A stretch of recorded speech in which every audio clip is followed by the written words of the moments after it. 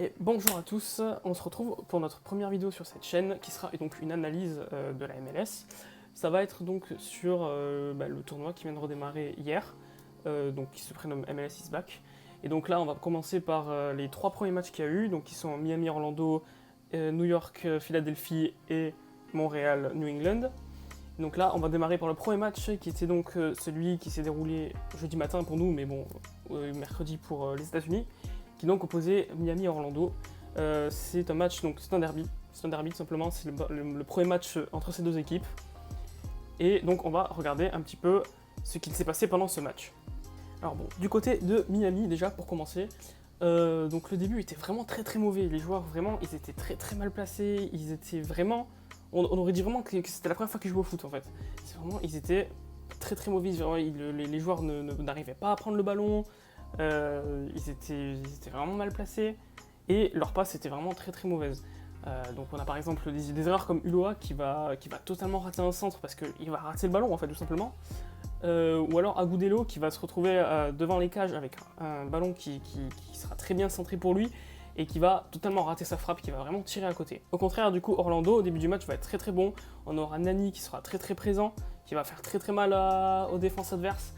Donc, du côté de Orlando on va avoir un petit problème, ça va être le gardien au début du match. Le gardien va vraiment ne pas être serein du tout, il va faire des dégagements très rapides qui vont pas forcément amener du danger, mais on voit que si Miami avait un petit peu plus la niaque, vraiment ils auraient pu récupérer des ballons que le gardien aura très mal sorti. Le problème rapidement ça va être qu'Orlando vont pas être si bons que ça finalement. Ils vont vraiment beaucoup ralentir, on sent que les déplacements vont être assez lents. Et Nani aussi de son côté va être très individuel, il va vouloir vraiment tout faire tout seul et c'est pas bon du tout. Ce qu'il va faire au final, il va beaucoup perdre des ballons à cause de ça. La première grosse occasion sera pour Mueller, du côté d'Orlando, qui va réussir une très grosse frappe, mais un peu pas assez bien précise et vraiment sur le gardien au final. Le problème que les deux équipes vont avoir, c'est qu'ils vont tous les deux vouloir jouer vers l'avant absolument, ils vont vraiment foncer, ils vont direct, dès qu'ils ont le ballon, ils vont essayer de faire beaucoup de passes en profondeur et finalement c'est peut-être quelque chose qui va marcher 2-3 fois dans le match, mais faire ça tout le match, on voit vraiment que sur la première mi-temps en tout cas, les deux équipes vont essayer de faire ça et ça va vraiment pas marcher du tout. Donc comme j'ai dit un petit peu plus haut pour Orlando, mais c'est aussi le cas pour Miami, les deux ne sont pas en jambes, ils sont vraiment très lents, les déplacements sont lents, on sent vraiment que c'est la reprise et que c'est le premier match. C'est vraiment très lent, les passes, il va y avoir beaucoup de passes qui vont être lentes, même les passes en profondeur vont être lentes, c'est vraiment pas du tout ce qu'on cherche dans une passe en profondeur. Et le premier but arrive, donc c'est à la 39e, et c'est Sweet du côté de Miami qui va marquer du point, qui va totalement marquer du point, vraiment il va foncer sur le ballon sur un corner, et vraiment il va y aller le point en avant, et donc le ballon rentre. Et chose assez improbable, derrière Miami va donc contester la décision de l'arbitre de ne pas accorder le but. Ils vont vraiment être tous autour de l'arbitre pour essayer que le but soit comptabilisé. Et c'est n'importe quoi, c'est pas possible de contester ça. Et donc en plus, Sweet prendra un carton jaune pour contestation et c'est amplement mérité. Du côté des contre-attaques, c'est ce qu'on dirait que les deux équipes ont voulu essayer de jouer. Mais le problème des contre-attaques, c'est qu'il faut avoir les joueurs pour. Il faut que les joueurs soient assez rapides pour réussir une contre-attaque. Et des deux côtés, ce n'est pas le cas. Voilà, comme j'ai dit plus haut, les contre-attaques sont vraiment très lentes. Et du coup, au final, on se retrouve avec un jeu qui va surtout se passer au milieu et qui va surtout être un jeu de passe raté. Le meilleur joueur, je dirais, sur le terrain pour l'instant, en tout cas pendant la première mi-temps, ça a vraiment été Mueller qui va apporter du danger du côté d'Orlando. En réalité, c'est même le seul qui va apporter du danger parce que c'est lui qui va recevoir le plus de ballons et celui qui va essayer le plus de tirer aussi. Donc là, c'est la fin de la première mi-temps. Vraiment, la première mi-temps a été timide du côté des deux équipes. Les joueurs font vraiment ce qu'ils peuvent et on a à peine une seule grosse occasion du côté d'Orlando avec la frappe de Mueller et un seul faux but. Donc au final, c'est même pas compté dans les grosses actions, mais c'est la première fois que le ballon rentre dans les cages. Miami rate vraiment énormément son match à l'image de Pellegrini à la 48e qui va avoir une très mauvaise conduite de balle et qui du coup va voir que son ballon va être récupéré par Orlando. Et donc son dernier choix est de faire un tacle. En fait, il va continuer d'avancer et en fait, en avançant, quand il va voir le joueur d'Orlando arriver devant lui, il va préparer son tacle. Et en plus, derrière, c'est lui qui va demander la faute. Il va un petit peu simuler, hein, comme à peu près tous les joueurs de Miami. Il va simuler et bon, l'arbitre ne saura pas avoir. Et évidemment, la faute sera pour Orlando. Mais c'est vraiment, ça montre à quel point Miami est vraiment en dessous dans ce match. Et la deuxième mi-temps, elle commence tout simplement par un but d'Agudelo qui va marquer sur un centre. Vraiment, les joueurs d'Orlando sont vraiment très en retard sur cette frappe. Donc là, le but, je vous le mettrai, je pense, ici, au niveau dans la vidéo. Voilà, comme ça, vous pourrez voir le but d'Agudelo. Qui, bon, bah, c'est un but, voilà, il est pas spectaculaire, quoi. C'est vraiment sur un centre, le ballon lui arrive vraiment dessus, et le défenseur d'Orlando est vraiment derrière lui. Donc bon, c'est un but qui n'est pas spécialement difficile à mettre, mais qui ressemble à la première action qu'il avait ratée au début du match. Après le but, on pourrait se dire qu'Orlando va donc essayer de tout simplement réussir à marquer son but aussi. Et finalement, pas du tout. Orlando ne va tout simplement pas essayer de revenir à la marque. Et c'est même Miami qui va continuer à jouer. Miami qui donc se reprend. Mais à la 55e minute, Reyes sort sur Sivière après un coup de Dwyer qui va apparemment lui causer des gênes respiratoires.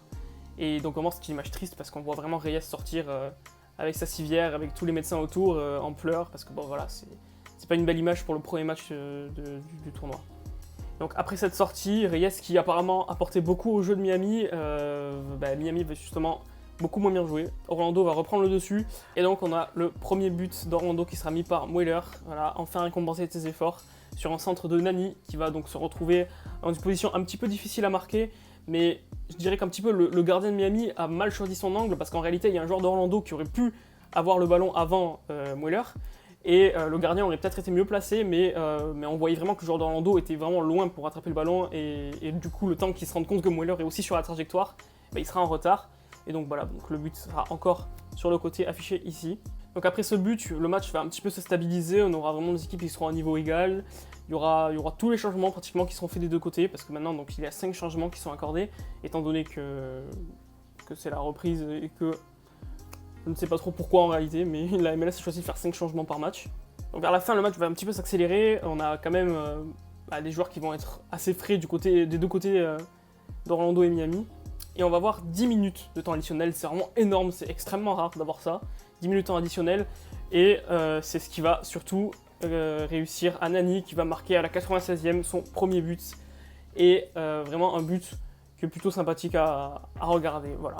Donc dans cette seconde période, Miami aura été meilleur qu'Orlando globalement, mais on sent vraiment qu'Orlando a encaissé jusqu'à la 80e et vraiment a explosé. Nani au final a quand même beaucoup été peu présent pendant la seconde mi-temps pour au final garder de l'énergie pour la fin, et ça a vraiment payé puisque c'est lui qui a marqué et c'est lui qui apporte la victoire à Orlando 2-1.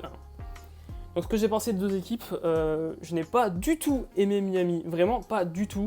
L'état d'esprit de Miami, j'ai trouvé ça vraiment mauvais, j'ai trouvé ça que c'était vraiment pas sportif. On avait vraiment beaucoup de joueurs qui vont simuler pour rien, beaucoup de joueurs qui vont demander des fautes pour rien du tout, et j'aime pas du tout cet état d'esprit. Et après du côté d'Orlando, voilà, j'ai beaucoup aimé Orlando. J'ai trouvé vraiment que la première mi-temps était pas bonne pour eux. La seconde mi-temps, ils se sont vraiment laissés faire et pour exploser à la fin. Et du coup, c'est une stratégie qui a payé et j'ai bien aimé leur état d'esprit. Et maintenant, on se retrouve donc pour le deuxième match qui opposait New York City à Philadelphia Union. Donc on commençait déjà par un New York qui était plutôt bien placé. New York était vraiment bien sur le terrain. Ils étaient devant leurs joueurs, ils y pressaient, vraiment, ils étaient bons. Sauf quand il ne fallait pas. Vraiment, quand il ne fallait pas faire d'erreur, c'était à chaque fois une erreur. À chaque fois qu'un joueur, par exemple, était bien placé devant son joueur et ce joueur va soit recevoir une passe, soit faire une passe, et à chaque fois, le joueur de New York partait du mauvais côté. Vraiment, c'était vraiment... Je sais vraiment pas comment l'expliquer, mais voilà, vraiment, les joueurs étaient très mal placés quand il fallait pas. New York vont beaucoup rater leur dernière passe devant la surface de réparation. Ils vont avoir beaucoup d'occasions de s'y retrouver, et pourtant, ils vont beaucoup rater aussi. Et de l'autre côté, Philadelphie va beaucoup rater aussi, surtout en fait la passe qui va apporter du danger, comme par exemple à l'image de la 10e minute, on aura une passe qui aurait pu amener du danger, mais faite bien trop vite. C'est une passe qui aurait pu amener le latéral droit de Philadelphie à une position de centre assez bonne, et au final, le joueur qui aurait dû lui faire la passe va faire la passe beaucoup trop vite, un petit peu comme un pivot, et en une touche, et qui va la mettre en touche justement. New York va essayer beaucoup de passer par les côtés, et vraiment pas du tout par l'axe, mais le problème c'est que les centres sont beaucoup ratés, et vraiment je pense que s'ils avaient essayé de plus passer par le centre, peut-être qu'il y aurait eu un but plus tôt. Du côté de Philadelphie, ça paraît vraiment compliqué de les voir marquer, puisqu'on a New York qui redescend très vite. en défense à la moindre occasion pour Philadelphie, et au final, ils n'ont même pas tiré en fait pour l'instant. Mais à peu près vers la 20e minute, New York va faire des erreurs de placement, et Philadelphie va enfin pouvoir trouver ses attaquants. Du côté de New York, on a donc Castellanos, qui joue au poste de latéral gauche, et qui va beaucoup apporter offensivement. C'est même lui qui va plutôt faire jouer son équipe. Il est vraiment sur tous les ballons, et on dirait que tous les joueurs de New York essayent de passer par lui. À la 27e, on aura une action très très mal menée par Philadelphie qui aurait pu apporter vraiment beaucoup de danger. On a Montero qui va récupérer un ballon sur un tacle devant la surface de réparation, vraiment devant, et qui du coup avait le joueur par terre, devant lui. Et au lieu d'essayer d'avancer avec le ballon, puisque le joueur était à terre, ou alors même de passer par les côtés, ou voilà, il y avait d'autres joueurs de Philadelphie autour de lui, il va tout simplement tirer tout de suite après, pour aucune raison, et il va vraiment tirer 3 mètres au-dessus des cages, et c'est vraiment un énorme raté pour Philadelphie qui aurait pu peut-être amener plus de danger sur cette action. Un petit peu avant la mi-temps, les esprits vont un peu s'échauffer entre les deux équipes qui vont un petit peu commencer à se pousser, mais l'arbitre va intervenir et au final, il n'y aura rien de spécial. Hormis un carton jaune pour un joueur de Philadelphie. Le constat à la mi-temps pour l'instant, c'est que Philadelphie essaie d'attaquer un petit peu, mais pas trop. Ils essayent vraiment de faire ce qu'ils peuvent, et du côté de New York, on a beaucoup de ratés, beaucoup de tirs ratés.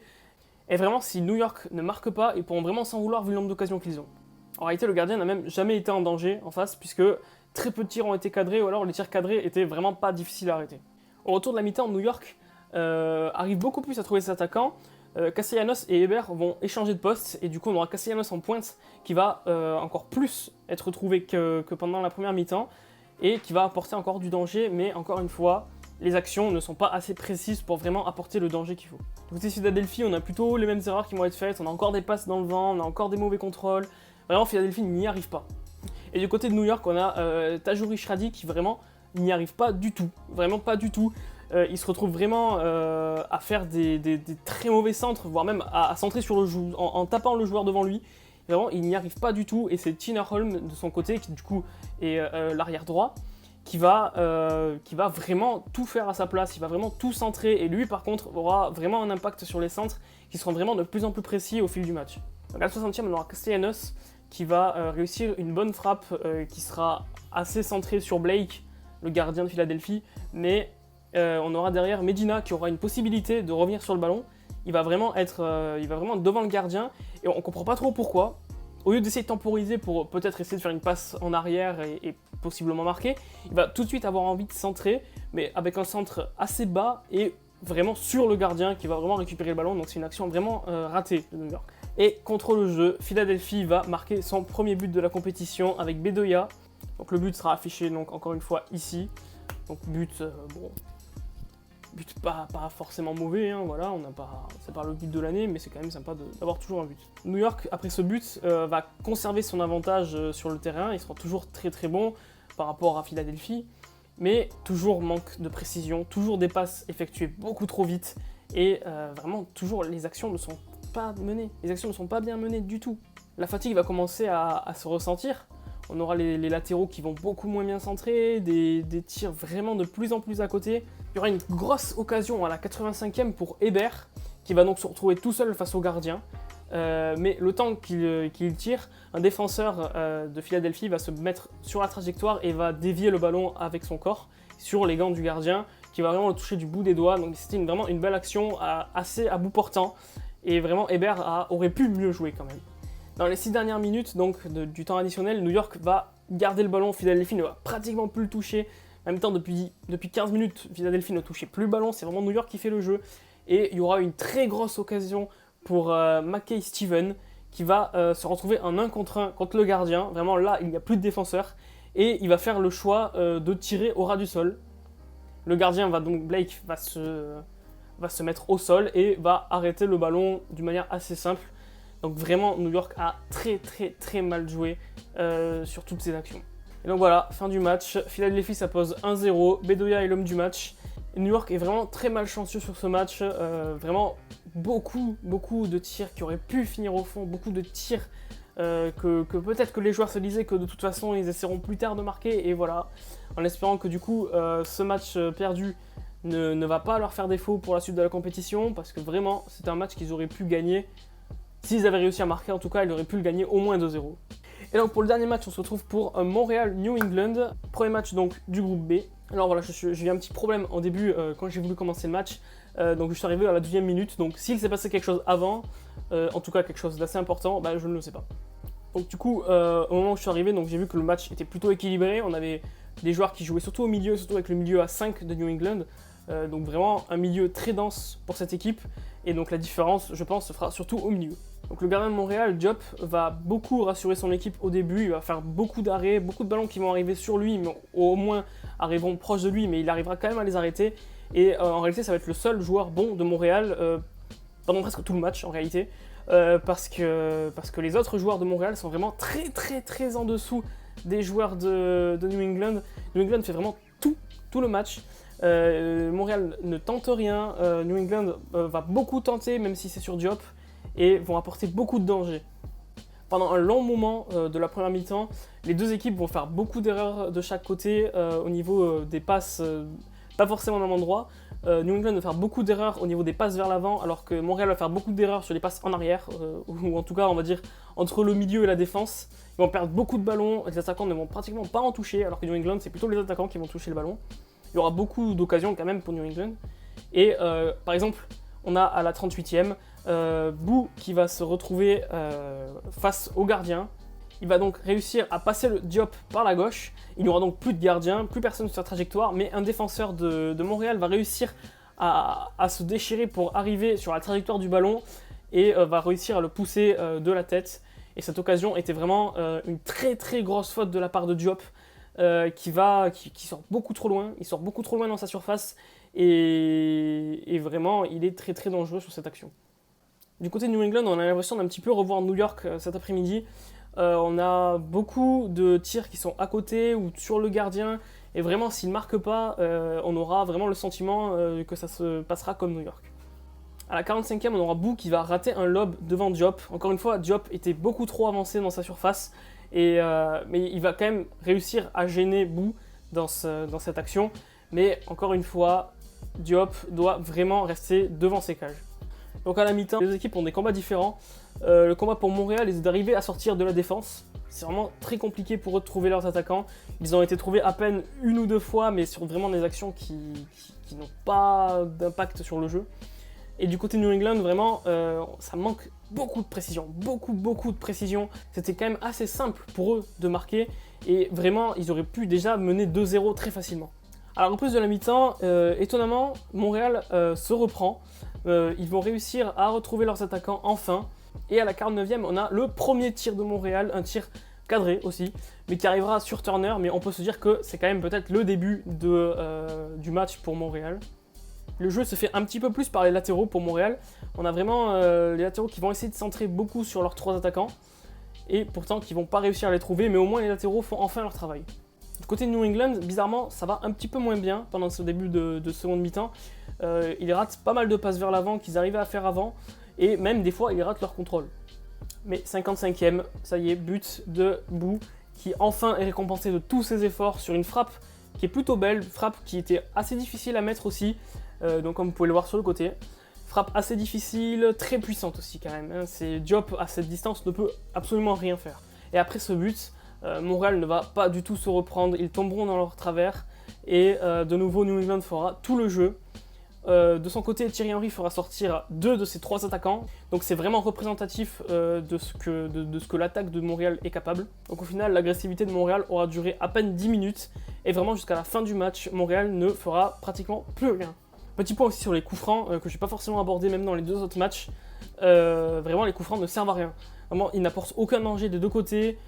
Ils sont même rares, les coups francs qui sont rattrapés de la tête ou même du pied ou de quoi que ce soit. En général, ils sortent. C'est vraiment, les coups francs sont très mal tirés. Et le 3e changement arrive du côté de Montréal avec le 3e attaquant qui sort. Vraiment, Thierry Henry ne doit vraiment pas être content du tout de ses attaquants qui n'ont même pas frappé 5 fois pendant tout le match. Après, tout le reste du match va être vraiment plutôt pareil. Il n'y a pas grand chose à dire. New England va continuer à tirer, mais sans réelle précision. Montréal ne va pas réussir à trouver ses attaquants. Vraiment, je me répète, mais c'est vraiment tout ce qui se passe pendant ce match. Pendant les 6 minutes du temps additionnel, on voit mal une équipe marquer, encore une fois, mais on a enfin une énorme action du côté de Montréal. Voilà, je mets la vidéo ici. Il n'y a pas de but, mais vraiment, Balou va réussir un très beau tir et le gardien Turner va vraiment le toucher du bout des doigts. Et c'est vraiment dommage pour Montréal qui aurait pu enfin égaliser, mais à la dernière minute. Donc, dans tous les cas, ça aurait été qu'un match nul. Et donc, c'est la fin du match. 1-0 pour New England. Très bon résultat au final pour Montréal, qui aurait pu se retrouver vraiment avec un bilan encore plus lourd. New England peuvent s'en vouloir énormément aussi, même s'ils ont gagné, qu'ils récupèrent les 3 points. Ils auraient quand même pu gagner 4-0 facilement. Vraiment, ils méritaient. Il y a beaucoup de moments où ils vont se retrouver devant le gardien et vont essayer de passer les joueurs, de dribbler. Et n'ayant pas cette qualité, ils vont vraiment juste pas tirer des fois même. Ils vont se faire prendre le ballon avant de tirer ou alors tirer totalement à côté ou sur Diop, qui aura été quand même meilleur sur la seconde mi-temps. Et vraiment, Montréal peut remercier Diop, qui malgré ses 2 erreurs aura vraiment sauvé plus d'une fois son équipe. Voilà, j'espère que cette vidéo vous aura plu. Donc c'est la première vidéo de la chaîne sur ce format-là. Je compte en faire du coup pour les prochains matchs aussi. Mais je ne pourrai pas forcément regarder tous les matchs parce que bon, évidemment, aux États-Unis c'est quand même assez facile de voir les matchs, alors qu'en France, ça sera plus compliqué parce qu'on aura des matchs à 4h30 du matin et c'est plutôt compliqué. Par exemple, pour les matchs de dimanche, il y en a un à 4h30 et un à 15h qui sont 2 matchs que je ne peux pas voir, tout simplement. Donc, ce sera plutôt des matchs que je vais pas commenter comme j'aurais pu faire là maintenant. Ça va être des matchs que je vais plutôt juste donner les résultats et essayer de regarder sur les comptes Twitter des équipes s'il s'est passé des actions assez belles que je vous montrerai en vidéo comme j'ai pu le faire pour les buts qui ont été marqués pendant ces 3 matchs. Donc voilà, merci à vous. Abonnez-vous, activez la cloche si vous voulez recevoir les notifications pour les prochaines vidéos. Je compte en faire quand même assez régulièrement. En fait, par rapport à la MLS, j'aimerais bien en faire à peu près tous les 2-3 matchs. Donc là, on a des matchs jusqu'au 24 juillet pour l'instant. Et après, ça sera la phase finale, entre guillemets, de la compétition avec les 16e. Et du coup, je vous dis à bientôt pour une nouvelle vidéo. Bye!